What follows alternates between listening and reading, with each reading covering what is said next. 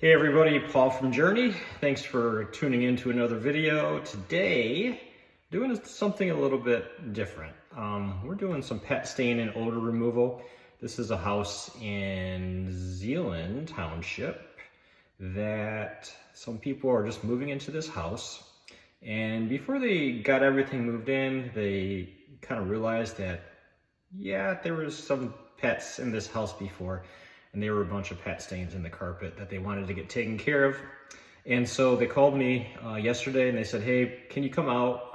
We think we got some pet stains. We got kids that have allergies and we'd really like this taken care of before we move into the house. So I'm here tonight, kind of working on it. And so basically what we have going on is, there's a lot of pet stains. And the first step that I take to find out just how rampant of an issue it is I'll grab my black light and then I'll kind of go through the whole house with it.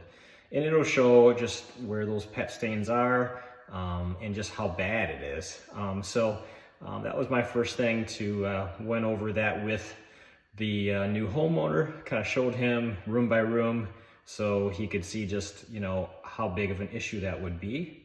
It's not only just the sight of it, but it's the odor. So the odor definitely would cause a lot of problems because it gets down not just into the carpet fibers, it gets below into the carpet pad, even into the subfloor. Everybody, we are back and I'm using my handheld subsurface tool. This is pulling the preconditioner out of the carpet. It's also breaking down, the preconditioner is the salts and the odor, causing bacteria from the carpet, from the padding, and even the subfloor. You can just see it is just literally ripping all that right out of the floor. So as a general rule, if you see a spot that's the size of a tennis ball, in actuality, in the surface underneath the carpet, it's really the size of a basketball or even a volleyball. So, what you're seeing on the surface level is only a fraction of what's actually going on underneath the carpet that's causing all that smell, that's causing all that bad odor. So, subfloor, it's porous, and, subfloor, typically they haven't been sealed, such as plywood, MDF. So you'll have an odor that you can't really get rid of on your own. But with my equipment, my success rate is pretty good. So can't necessarily guarantee everything just because you can't really say just how much of these urine stains have how long they've been there and how deep they've gone. But this is your best bet. Getting a subsurface tool like this, getting a professional to come out and do the work for you, and you can just see, look at all that. Doing an amazing job. Hey everybody, so I just wanted to give you a little recap. So what you just saw was odor removal.